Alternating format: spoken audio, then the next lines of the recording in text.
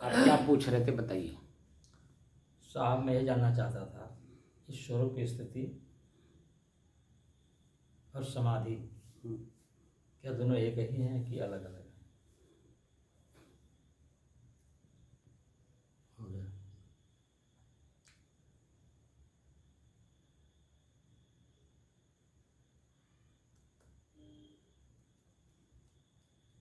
साधना का आज 657 दिन, तारीख 25 अगस्त सन 2023, दिन शुक्रवार, सायंकाल का समय।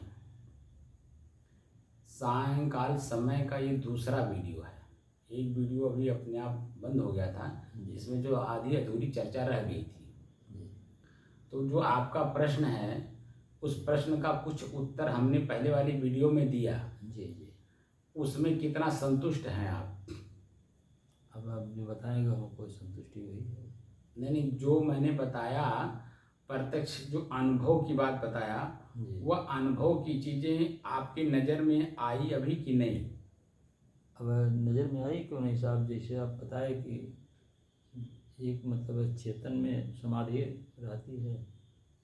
समाधि जो अवस्था है वो चेतना अवस्था में है, अवस्था में है, वो व्यवहारिक प्रक्रिया में आती है। जी जी। जैसे हम बैठे हैं, हाँ हाँ तो एक होता है कि जैसे हमने आपको बताया था जी कि शरीर को देखिए, तो सर के तलवे से लेकर के और पैर के पाँव के जो उंगलियां हैं उनके ऊपरी भाग तक आप देखिए, तो आप देखेंगे कि यहाँ पूरे मस्तिष्क में एक बार टटोलिए, कहाँ दर्द हो रहा है, कहाँ पीड़ा हो रही है, ठीक है, कहाँ तनाव महसूस हो रहा है, कहाँ दबाव महसूस हो रहा है, ठीक, कहाँ खिंचाव महसूस हो रहा है, ये पूरे मस्तिष्क में, ठीक। दूसरा इसी मस्तिष्क में और भी देखिए, कहाँ मेरा मस्तिष्क आनंद की अनुभूति करा रहा है, कहाँ सुख का अनुभव करा रहा है, ठीक है।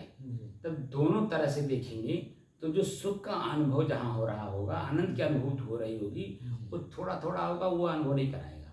लेकिन थोड़ा सा ही, उस थोड़े में भी अगर कहीं दर्द हो रहा होगा, वो पूरे शरीर को अनुभव कराता है।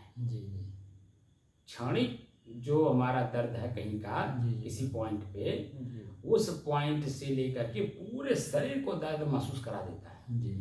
तो जहाँ पे आनंद की अनुभूति है, सुख का अनुभव हो रहा है, उत्साह है, काम करने की क्षमता है, जो नसें हमारी खून से भरी हुई हैं, वो चीज़ें गौण हो जाती हैं। ये अनुभव हुआ? जी अनुभव है। और जब जो है हम अपने पूरे शरीर को एक बार पूरा टटोल लेते हैं, कहाँ दर्द, कहाँ पीड़ा, कहाँ क्या चीज़ें, हम जब उसी दर्द को देखने लगते हैं तो दर्द पूरे शरीर में दिखने लगता है तो पॉइंट पे एक जगह, लेकिन उस पॉइंट से निकल करके पूरे शरीर में अनुभव कराता है। और जब हम उस दर्द को उसी जगह पे देखना शुरू करते हैं तो जो शरीर का दर्द है धीरे धीरे धीरे कम होते होते होते होते होते उसी पॉइंट पे जा करके स्थिर हो जाता है। और जब हम उसको सिर्फ एक बार देख लेते तो वो भी हमसे अलग महसूस होने लगता है। वह दर्द भी जो पॉइंट पर है वह भी मुझसे अलग महसूस होने लगता है, वो भी सहन करने में आ जाता है। और फिर जब हम अपने श्वास को देखते हैं तब पूरे शरीर में कहीं दर्द, कहीं तनाव, कहीं खुजली, कहीं कुछ भी महसूस नहीं हो रहा है। बैठे हैं, पीछे रीढ़ की हड्डी में तनाव है लेकिन ये तनाव भी महसूस नहीं कराता है। बिल्कुल एकदम शांत भाव, पूरा शरीर हमारा बैलेंस हो गया। अब जब पूरे शरीर को हम बैलेंस कर ले गए और इनमें ना आनंद की अनुभूति हो रही है ना दुख का अनुभव हो रहा है, एकदम सामान्य हो गया। अब उस समय में जब हम अपने श्वास को देखना आरंभ करते हैं तो मेरे मन की गति जब शांत है, मेरे शरीर की गति जब शांत है, तो आप देखेंगे आपकी श्वास की गति भी सामान्य चलती है। अनुभव ना, इसमें तो कोई बट नहीं, इसमें तो कोई कल्पना वाली बात नहीं। मैं उस बात को ध्यान में रखा जब इस लाइन को मैं पढ़ा कबीर साहब की, बिन देखे वह देश की, बिन देखे वह देश की, जो बात कहे सो कूर, बिन देखे वह देश की बात कहे सो कूर, और आप ही खारी खात है बेचत फिरे कपूर। यानी दूसरे को हम बड़ी बड़ी बातें दे रहे हैं और अपने स्वयं दुखी हैं। दूसरे को सुखी होने का उपदेश दे रहे हैं और स्वयं में अपने आप में मैं पीड़ित हूँ, दुखी ही नहीं हूँ, पीड़ित हूँ। दुख से ऊपर पीड़ा होती है और असहनीय पीड़ा है और मन चंचल है। सब कुछ मैं देख रहा हूँ, मैं अपने आप में नहीं हूँ, दुख में हूँ। सारे इंद्रियों के विषय को मैंने अपने सिर पर चढ़ा रखा है। वो चंचल किए हुए मैं अपनी तरफ खींच, कोई जीव अपनी तरफ खींच रहा है, कोई आंख अपनी तरफ खींच रहा है, कोई कान अपनी तरफ खींच रहा है, पैर अपनी तरफ खींच रहा है, हाथ अपनी तरफ खींच रहा है, पेट अपनी तरफ खींच रहा है, लिंग अपनी तरफ खींच रहा है। यानी सारी इंद्रियां शरीर की अपने अपने तरफ खींच रही। बताओ, एक बेचारा जीव क्या करे की बल छूटे आपने कीर छुड़ावे पियो। पियो माने गुरु। या तो गुरु की बातों पे पूर्ण विश्वास करिए, भगवान से भी ज्यादा विश्वास करिए गुरु पर, तब आपके मन एकाग्र होगा, स्थिर होगा और शांत का अनुभव करेगा, तब धीरे धीरे अपनी तरफ बढ़ेगा। जब गुरु के ही वचनों पे जब आप टिप्पणी करेंगे तो क्या जानेंगे? कुछ नहीं जान पाएंगे, क्योंकि आपकी दृष्टि, आपकी मेरे से कितने साल बड़े हैं आप? ये तो 50 हो गया, उधर 27 साल हो गया, 51, यानी 25 साल हमसे आप बड़े हैं। 25-26 साल आप हमसे बड़े हैं। और समाज को आपने हमसे पहले 25 साल पहले से ही जब आप समाज को देखना शुरू किए थे, और मैं 25 साल बाद जन्म लेकर के समाज को देखना शुरू कर रहा हूं, तो जहां से मैं देखा वहीं से तो मैं मानूंगा। और मेरे पहले आपने देख रखा, जहां से आपने देख रखा वहां से शुरू आप करेंगे।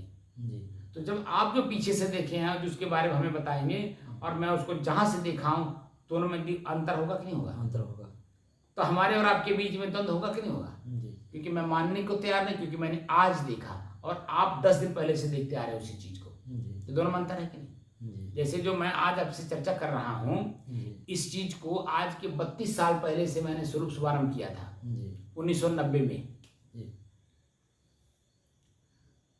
एक एक दिन, एक एक मिनट, एक एक घंटा हमने अपने से अलग कोई चीज चिंतन ही नहीं किया है, खाली जानने की कोशिश किया है। अपूर्व प्रारब्धानुसार जहां जहां मेरा अन्न जल था, जिस जिस रूप में था, जिन जिन लोगों का था, मैं सहर्ष वहां जाकर के प्रकृति हमें वहां, क्योंकि उसको बोलते प्रारब्ध, प्रकृति हमें वहां ले गई। मैं स्वतः कैसे जाऊंगा? प्रकृति स्वतः अपने आप वहां लेके जाती कि जिसका लेन देन है, जिस रूप में लेन देन है, वो जब तक भरपूर पूरा नहीं हो जाएगा तब तक आप वहां से हट नहीं सकते। वो सभी चीजों को मैंने पालन किया और वहां जा करके किसी से सीखना था वो भी सीखा, किसी को सिखाना था वो भी सीखा, किसी का सेवा करना था, किसी के यहाँ झाड़ू लगाना था, किसी का बिस्तर बिछाना था। मैंने जो काम करना था, जिसका जो था, मैंने सब काम कर दिया। और फिर जब पूरा हो गया, मैं अपने आप में मुक्त हो गया। यानी फिर दोबारा वो आदमी हमसे न बुला रहा है, न काम ले रहा है, ना हमसे कोई चर्चा कर रहा है। तो मुक्त हो गए कि नहीं हो गए?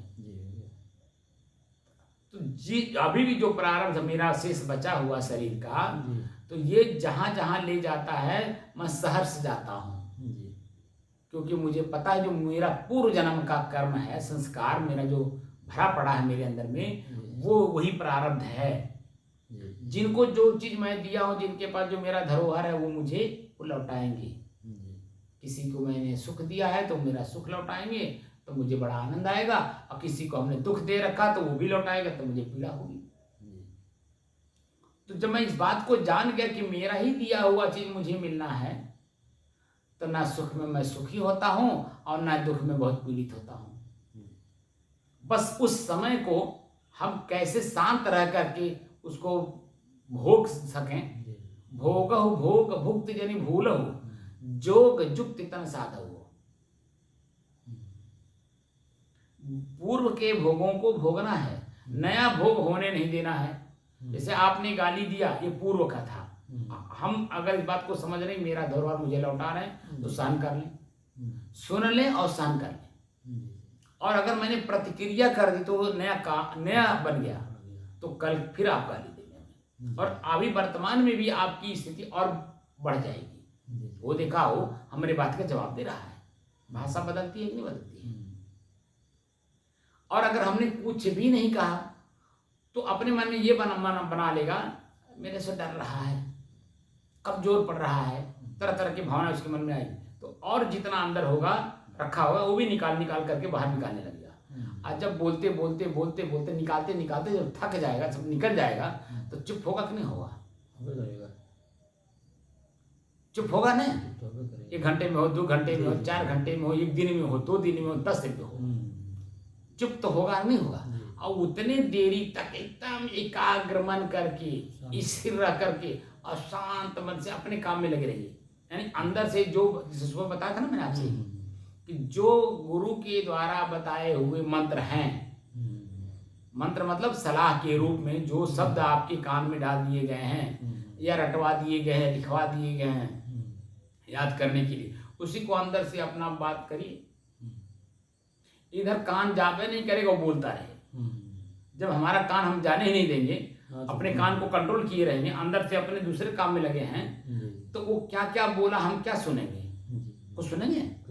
अरे सुनेंगे नहीं तो कष्ट अंदर से होगा नहीं। और अपनी चीज में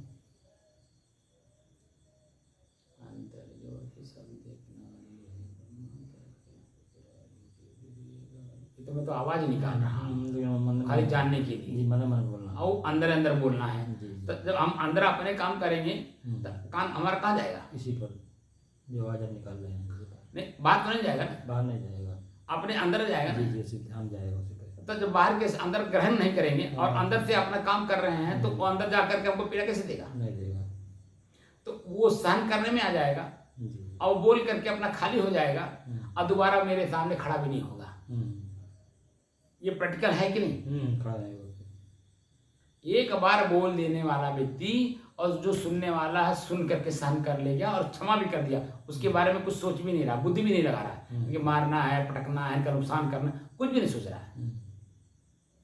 तो वह देखिए धीरे धीरे धीरे धीरे उसके मन के अंदर में स्टेमिना जागृत होती है। अरे मैं क्या क्या बोल गया, मुझे खुद नहीं मालूम क्या क्या बोल गया। और वो महापुरुष देखिए सब सुन गए, कोई प्रतिक्रिया नहीं, महीना दिन बीत गया, कोई नुकसान नहीं मेरा, बल्कि अपने काम में लगे हैं। तो एक आदर्श के रूप में आता है। वही व्यक्ति उस बोलने वाले के लिए सुनने वाला आदर्श के रूप में, बड़े महापुरुष हैं भाई, बड़े सहनशील हैं, बड़ी शक्ति है भाई उनके अंदर में, सहन करने की बड़ी क्षमता है भाई उनके अंदर। ये भाषा बोलते हैं कि नहीं लोग? बोलिए, ये कान से सुने होंगे ना? सही है। फलाने बाबू बड़ा सहनशील है वो। अरे हम क्या क्या उनको कह दिए, लेकिन धन्य है महापुरुष, ये कभी मेरी बात का कोई जवाब नहीं दिए। अब मुझे खुद भी नहीं, मैं क्रोध के आवेश में क्या क्या मैं बोल गया, मुझे खुद नहीं मालूम। बाद में बोलता नहीं आदमी, अब वही व्यक्ति उसके लिए पूजनीय हो जाता है। जो क्षमा करता है, गलती करने वाले के सामने क्षमा करने वाला पूजनीय हो जाता है। समझ रहे? तो ये जो क्षमता है हमारी, ये समाधि की अवस्था है, चेतना में रह करके होती है। लेकिन सब इन सब चीजों से परे जा करके, परे अलग हो करके, जब हम सबको अलग अलग कर लेते हैं, सभी चीजों को, जब मैंने बताया ना अभी, कैलकुलेट करते हैं शाम को बैठ करके, आंख से मैंने क्या देखा, कितना देखा, कब देखा, किस रूप में देखा, और मेरे मन में भाव क्या उत्पन्न हुआ, मेरे मन में भावनाएं जो बदली, तो क्रिया करने का क्या मन के अंदर में भावना जगी। तो वो जब सब कुछ कैलकुलेट करते हैं तो अंत में पश्चाताप होता है, यार नहीं किया बड़ा अच्छा हुआ, अगर कर दिए होते तो उसकी बुराई मुझे झेलनी पड़ती। होता नहीं होता? क्रिया को झेलना पड़ता, क्योंकि आंख जो है हमें प्रभावित कर रहा था। तो किसी के रुपये पे चला गया, किसी के जमीन पे चला गया, किसी के शरीर पे चला गया, जो जिस पे गया, आंख गया, तो मन में जो भाव जगता है। और जब शाम को बैठ के कैलकुलेट करते हैं तो शाम को पता चलता है कि अरे बड़ा अच्छा हुआ नहीं किए, अगर किए होते तो इसका परिणाम ये आता। मैं देखो कितना बढ़िया भाग्यशाली था, गुरु महाराज की बड़ी कृपा है, भगवान की बड़ी कृपा है, हमको बचा ले गए। एक भावना जगती है। तो वो चीजें बची। कान से जो शब्द सुना आपने, तो किसके किसके शब्द सुने, कौन कौन सा शब्द बोला भला व्यक्ति, कौन व्यक्ति कौन शब्द बोला, और उस शब्द में मुझे क्या मिला, पीड़ा मिला, दुख मिला, मन प्रसन्न हुआ, चित्त आनंदित हुआ, क्या मिला? कैलकुलेट करिए। तो जब कैलकुलेट करेंगे तो देखेंगे कि अच्छा हुआ हमने नहीं कि कुछ भी नहीं लिया, तो मेरी जो स्थिति है वो यथावत है।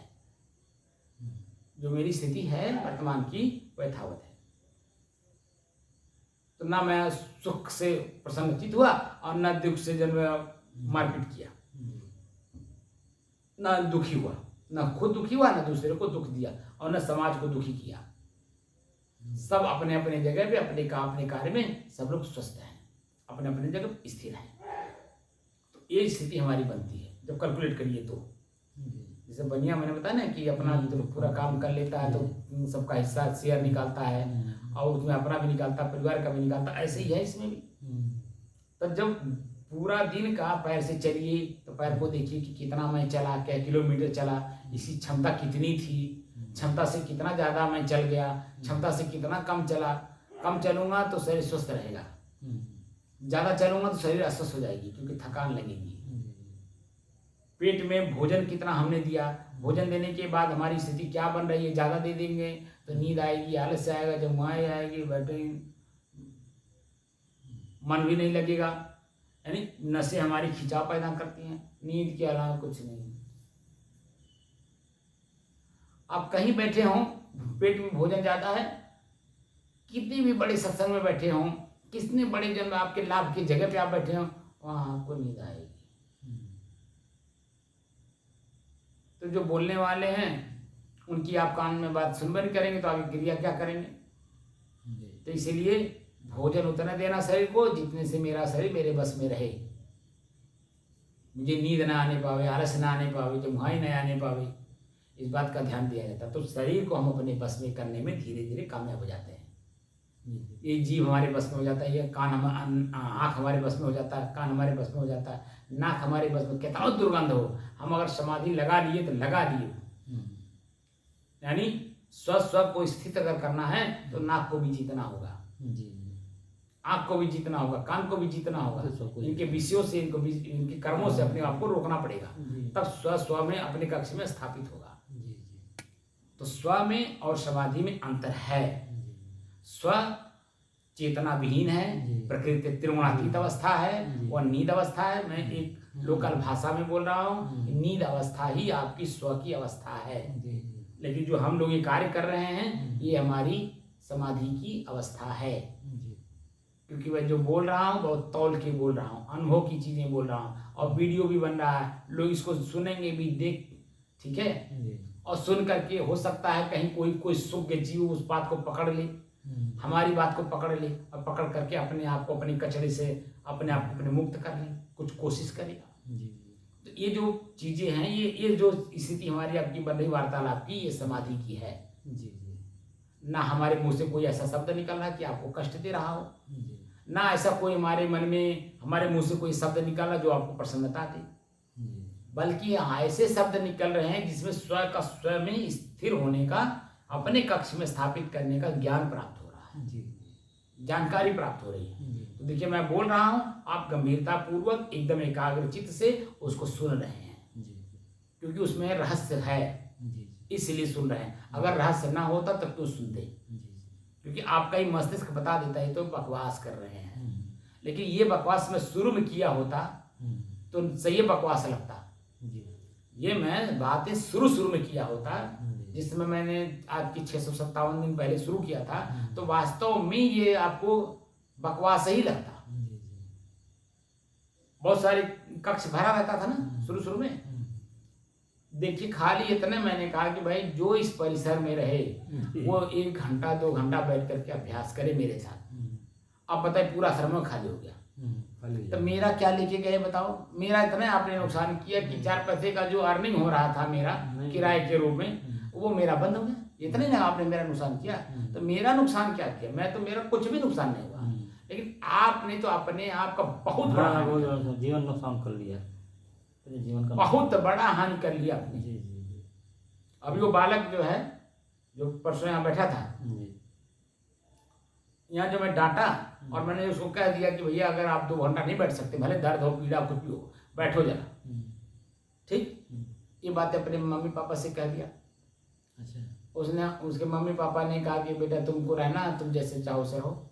इतना भी उन लोगों ने जहमत नहीं उठाया हाँ, कि इनकी पूरी बात सुन करके वो हमसे वार्तालाप कर लें।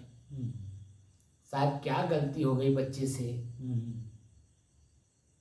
इतने पूछ लेते तो भी मैं उनकी बात बता देता ना, मेरे में गलती है या नहीं है, मैं कौन से रहस्य से इस बच्चे को बैठा रहा हूँ और वर्तमान में बैठाया तो क्यों बैठाया, क्यों मैंने इतना स्ट्रिक्ट बात क्यों बोली। अभी देखिए वहाँ है, मोबाइल खाली चला रहा होगा, और क्या करेंगे, क्योंकि क्लास चल नहीं रहा है, क्लास में पढ़ाई हो नहीं रही है। तो जब क्लास में पढ़ाई नहीं हो रही, आप कुछ लिख नहीं रहे हो, कुछ पढ़ नहीं रहे हो, तो करोगे क्या बताओ आप। अगर यहाँ बैठते तो कुछ तो सीखते, कान में आवाज जाती। जी जी जी। और ये आज काम नहीं आएगा, लेकिन कभी जब आप ये स्थिति आती तो आपके ये काम आता। रुपया क्यों कमा करके बैंक में रखा जाता है, जी जी, वक्त पे आने पे काम आता है। इसलिए जो सत्संग सुना जाता है वक्त पे आने पे काम आता है। तो बताइए हम लोग कोई यहाँ पे कोई अनर्गल बात कर रहे हैं, बोलिए, एक सार्थक बात कर रहे हैं। और सार्थकता इतनी कि हम अपने जीवन के जो जन्म और मरण है इससे मुक्त होने की सार्थक बात कर रहे हैं। जीवन में उलझने वाली बात हम लोग नहीं कर रहे हैं, जीवन से परे जा करके।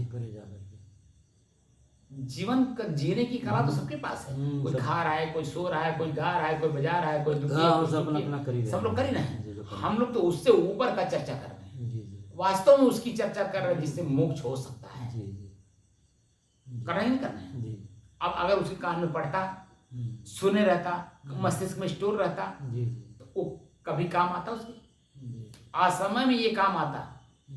जो माताएं या हमारे बुजुर्ग लोग, पहले जब बैंक नहीं था तो रुपया होता था तो सोना चांदी लेकर के गाड़ देते थे जमीन में, और एक पत्र लिख करके कहीं न कहीं रख देते थे कि ताकि हमारा पुत्र, हमारा परिवार का कोई सदस्य जब दुखी हो तो इस चीज को ले करके, और जब मैं अपने इसी पे कहानी आपको सुना देता हूँ। कहानी नहीं, हकीकत है उपनिषद का।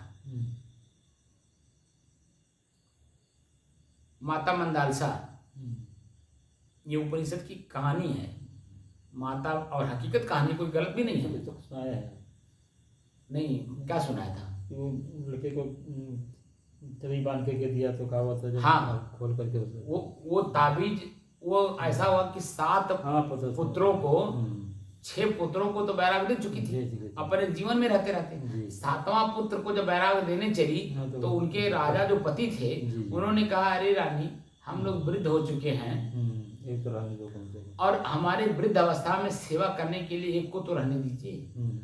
तो उसको, अपने पति को यानी राजा को, उन्होंने जो शब्द कह करके जो उनको बांध रखा था कि मैं उसी दिन आपका सही साथ छोड़ दूंगी जिस दिन आप मेरे किसी भी बात में मतलब अड़ंगा डालेंगे, यानी मुझे रोकेंगे किसी भी मेरे कार्य को। जब आप रोकेंगे तो मैं उसी समय आपका साथ त्याग दूंगी। तो उसको तो रोज का स्मृति था, उसी पे कार्य कर रही थी। राजा को बातें भूल गई थी, राजा बोल बैठे, जैसे बोले उन्होंने कहा ठीक है आप ले लीजिए, लेकिन हमारा आपका संबंध यही अब समाप्त। तो वह अपना वही समाप्त करके उनका संबंध, और जंगल चली जाती है। कहाँ गई कोई पता नहीं है। लेकिन इस जो पुत्र है इसके गले में एक ताबीज डाल के चली जाती है, और उस ताबीज में यही लिखती है, शुद्धोसि बुद्धोसि निरंजनोसि संसार माया परिवर्जितोषि। संसार स्वप्न त्यज मोह निद्राम मंदाल शावाक्यमाच पुत्रम।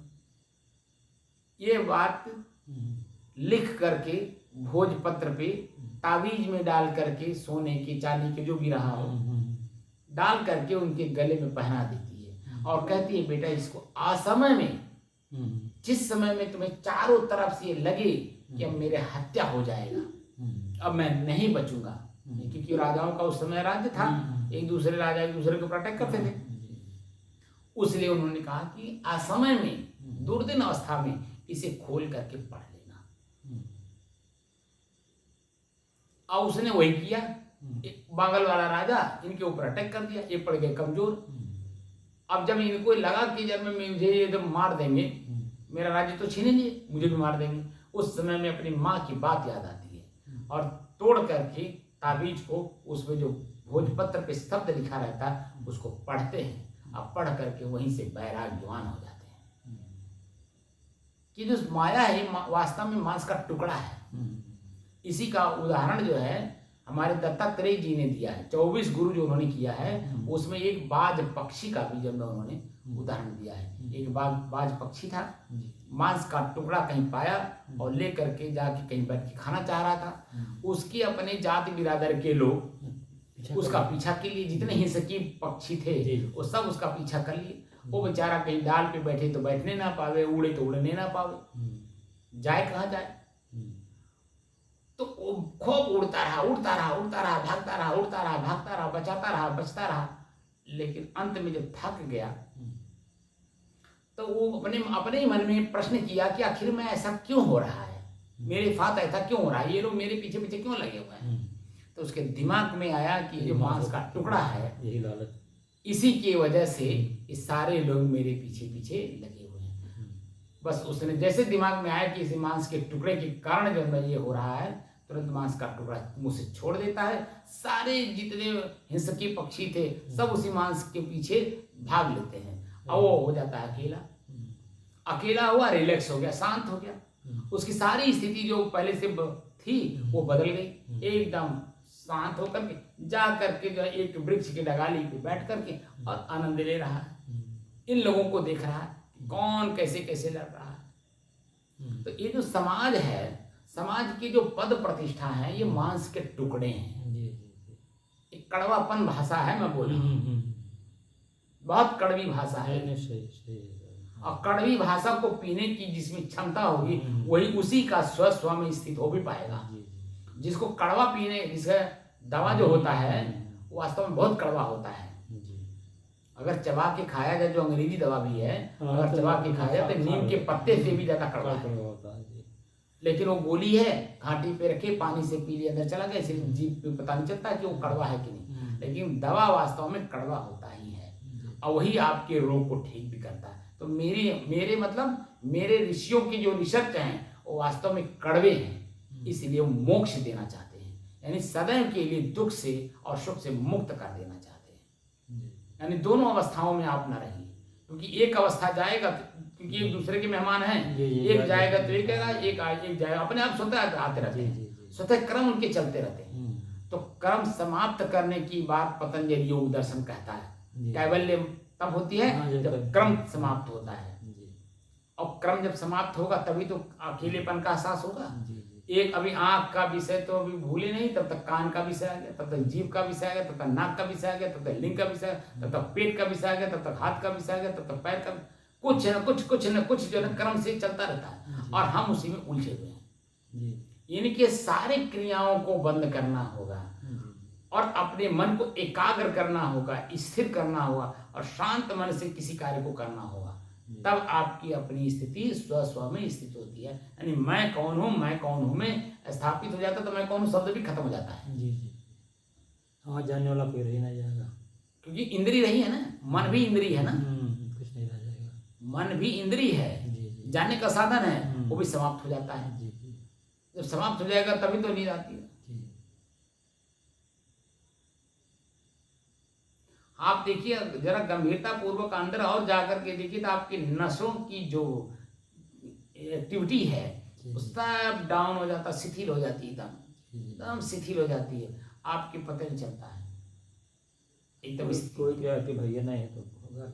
हाँ, क्योंकि मन जागृत नहीं है ना। जैसे मन जागृत होता हमारी सारी नसें हमारी जन्म एक्टिव हो जाती है। मन सुस्त हो गया तो मन जानने का साधन है, असाधन ही जन्म हमारा वहाँ खत्म हो गया, तो शरीर का क्या ज्ञान है, शरीर का कोई ज्ञान आ जाता है। तो जब तक शरीर का ज्ञान है यानी समाधि में है, यानी प्रकृति में है, और जब शरीर का ज्ञान खत्म हो जाता है, चेतना खत्म हो जाती है, तब अपनी कक्षा में मैं शब्द जो है अपने आप में स्थिर होता है।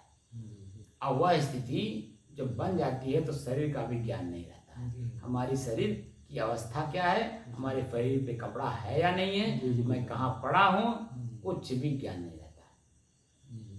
इसी को जब कबीर ने अपने नजदीक से देखा तब इस भ्रम को दूर किया और कहा भी, बड़े मौज में गाते हुए कहा, मगर मरे सो गधा हो, फल प्रतीत राम सोख हो। कैसे मगर मर्द गधा हो भल प्रतीत राम सुख हो। राम के कौन प्रतीत है? राम के जीवन में हम भजन के लिए तो का हर एक भजन के लिए कौन जरूरत बा? जब हमें बनारस में मुक्ति मिले वाली बा, भजन के लिए कौन काम बा? भाई हम भूख से, प्यास से, नींद से, ठंडी से, गर्मी से, भरे ठंडी में गड़गड़ गड़गड़ शरीर कांप रहा, फिर भी नहा रहे हैं, राम राम रटे जा रहे हैं। कौन जरूरत है इसको?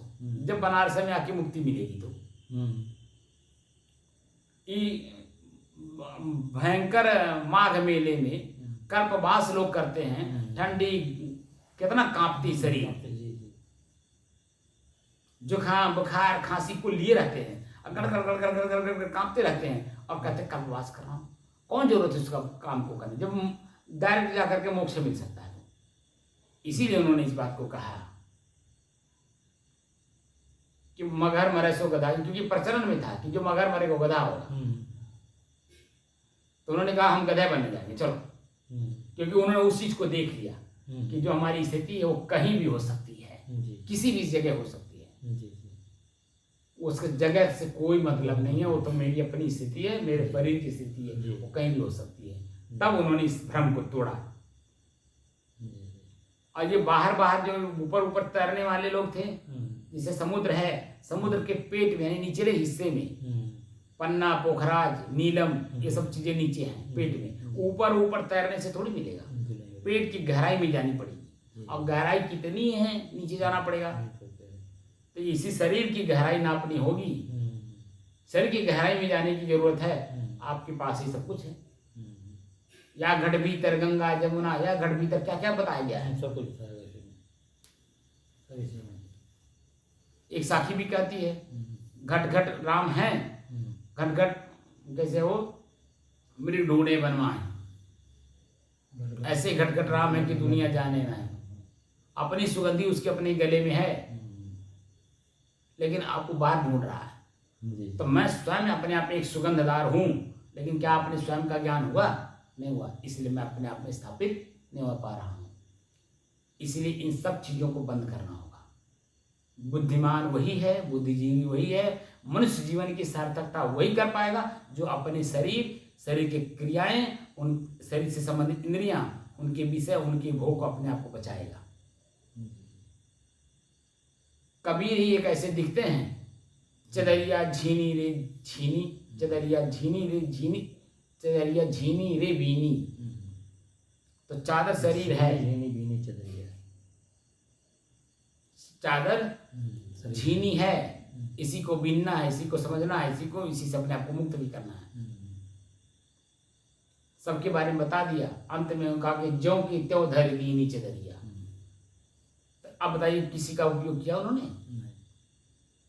आंख का उपयोग किया आकर्षण में, कान का प्रयोग किया क्रोध में, इसीलिए वो अपने आप में मस्त थे, एकदम अलमस्त होकर के संसार को ज्ञान भी दे गए और कह भी गए कि जो घर जा रहे हैं आप चले हमारे साथ वही जा सकता है जो अपना घर जाएगा, यानी शरीर को जराएगा, शरीर के इंद्रियों के विषय को जराएगा, उनसे अपने आप को बचाएगा, वह जन्म मेरे घर तक पहुंचेगा, यानी अपने आप तक पहुंचेगा। और वही चीज मैं हूँ। वही बात मैंने गीता में भी आपको बताया कि जो अपने ही इंद्रियों के विषय से अपने को बचाता है, उस समय की जो स्थिति बनती है उसका वर्णन है पूरा गीता 700 श्लोक। वह समता दृष्टि, जब इस अवस्था में अब आप आ गए हैं ना, तब एक एक जैसे जो नाम है, पहला अध्याय पूरा क्या है? नाम है। अर्जुन, दुर्योधन, नकुल, सहदेव, दुशासन, दुर्योधन, जितने भी नाम हैं, तो हमारी वृत्तियों का नाम है। हमारे अपने शरीर में ऐसे ऐसे वृत्तियां बनती हैं समय समय से। जब सुबह से लेकर शाम तक अपने वृत्तियों को पढ़ते हैं तो कब दुशासन का काम हमारा वृत्ति कर रहा है, कब दुर्योधन का कार्य कर रहा है, कब अर्जुन का कार्य कर रहा है, कब कृष्ण का कार्य कर रहा है, हमारी वृत्तियां ही हैं। उन वृत्तियों में जाकर के जब हम देखते हैं तब अपने आप को समझ पाते हैं कि मैं किस किस अवस्था में कौन कौन सी कार्य कर रहा हूँ।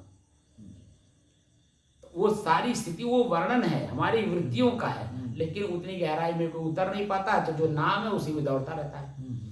जो हमारे अध्यात्म के शब्द हैं वो दो धारी तलवार हैं, दो अर्थी है। वो दो धारी का मतलब दो अर्थी है।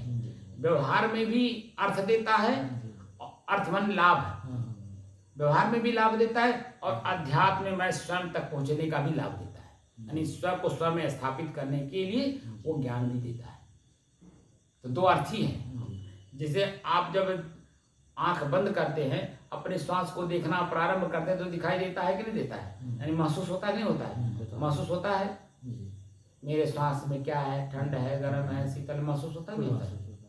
यहाँ देखिए अब गीलापन, सूखापन, खिंचाव, तनाव, खुजली सब महसूस होता है नहीं होता है? ये सब दिखाई दे रहा है नहीं दे रहा है? दिखाई दे रहा है ना? महसूस होना ही दिखाई दे रहा है। इस आंख से नहीं देखेंगे, लेकिन महसूस हो रहा नहीं हो रहा। तो महसूस होना वही तो दिखाई देना होता है। दिखाई दो रूप से होता है, एक इस प्रत्यक्ष आंख से होता है, एक अप्रत्यक्ष जो आंख है उसको महसूस कहते हैं। महसूस होता है, वो अनुभव उसी को बोलते हैं। वो हमारे अंदर ही अनुभव होता है, वो भी एक आंख है। उस आंख से जब हम देखते हैं तो सीढ़ी बाई सीढ़ी बाई सीढ़ी बाई सीढ़ी बाई जब अपनी चीजों को देख लेते हैं, और किसकी उपभोग करना है किसका नहीं करना है तो अपनी इच्छा को कर नहीं, तो वही तो पता चलता है। जब हम देख के काम करते हैं, जैसे आंख से देख के चले तो सामने सांप बैठा है, जाएंगे, नहीं तो सांप बैठा है तो वहां जाएंगे तो रोकेंगे कि नहीं अपने आप को? रोकेंगे। लेकिन सांप नहीं है तो जाएंगे, चलेंगे कि नहीं चलेंगे? सांड सामने खड़ा है, सिंग बड़े बड़े हैं उसके, ठीक, और उसके बारे में आपको पता नहीं है तो क्या जाएंगे आप? नहीं, बगल हो जाएंगे। जाएंगे नहीं ना? नहीं जाएंगे। जब तक ये जान नहीं लेंगे को मर कहा है कि नहीं। मर कहा है तो साइड से होकर निकलेंगे, लेकिन मर कहा नहीं है तो उसके बगल से निकल जाएंगे, क्योंकि मारेगा नहीं।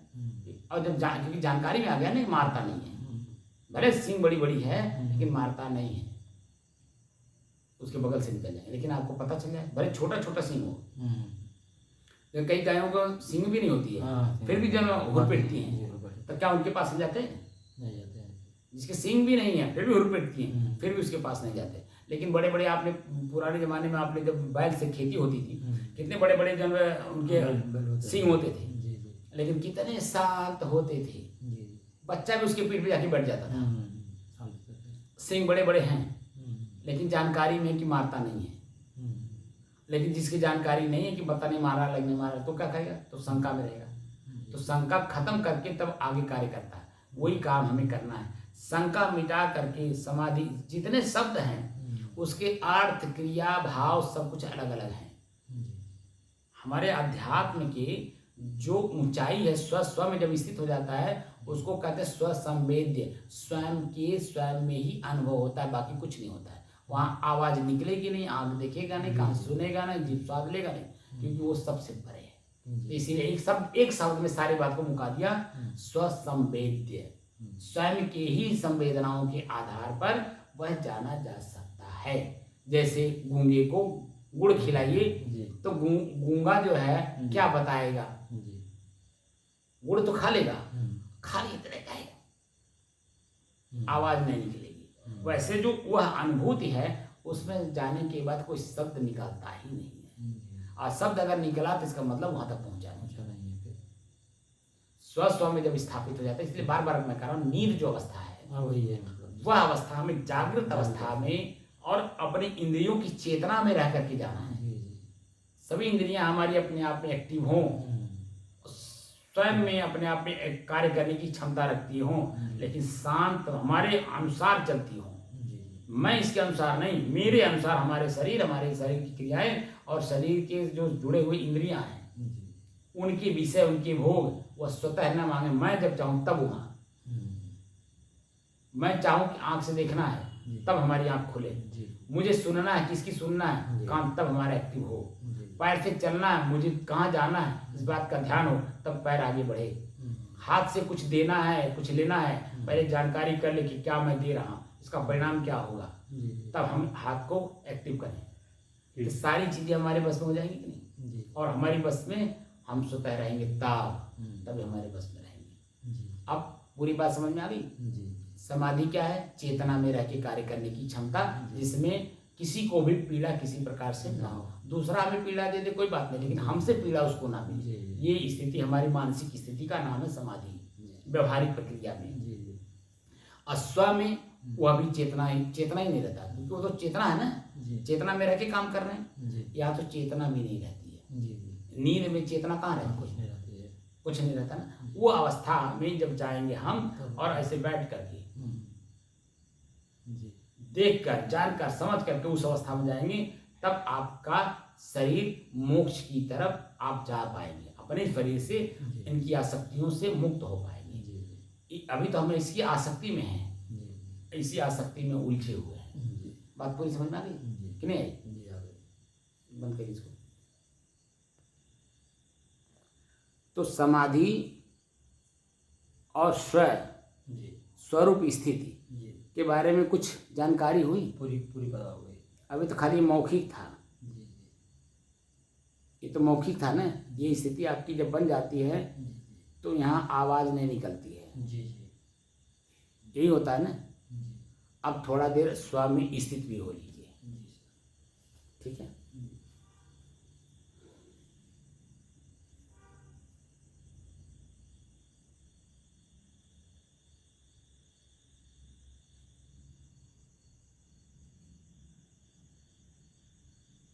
आंख बंद होने के बाद शरीर को एक बार देख लीजिए, कहाँ दर्द, कहाँ पीड़ा, कहाँ सुख का अनुभव, कहाँ आनंद की अनुभूति, जो कुछ भी हो रहा हो एक बार देख लीजिए। उसके बाद अपने श्वास को देखिए। श्वास को देखते देखते श्वास पे ही चढ़ जाइए, यानी सवार हो जाइए। श्वास स्वतः चलेगा, आपको लेना छोड़ना नहीं पड़ेगा। दृष्टा दृश्य का अभ्यास भी नहीं करना होगा। दृष्टा दृश्य का अभ्यास भी खत्म हो जाता है, तब स्व स्व में स्थापित होता है। स्व अपनी कक्ष में स्थापित होता है। दृष्टा दृश्य का अभ्यास जो होता है वो चेतना में होती है, ठीक है ना। और यहाँ चेतना नहीं रह जाएगी।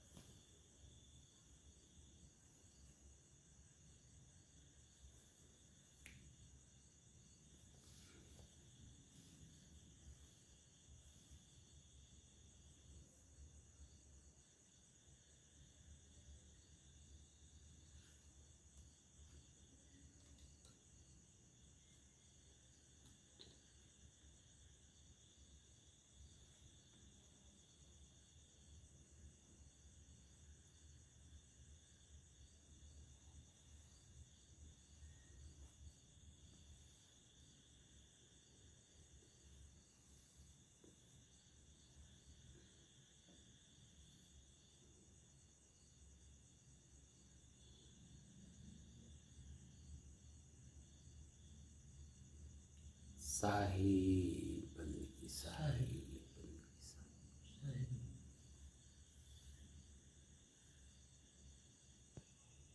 बात समझ में आ गई ना पूरी? जी सर। इसमें तो कोई बट नहीं रहा ना? नहीं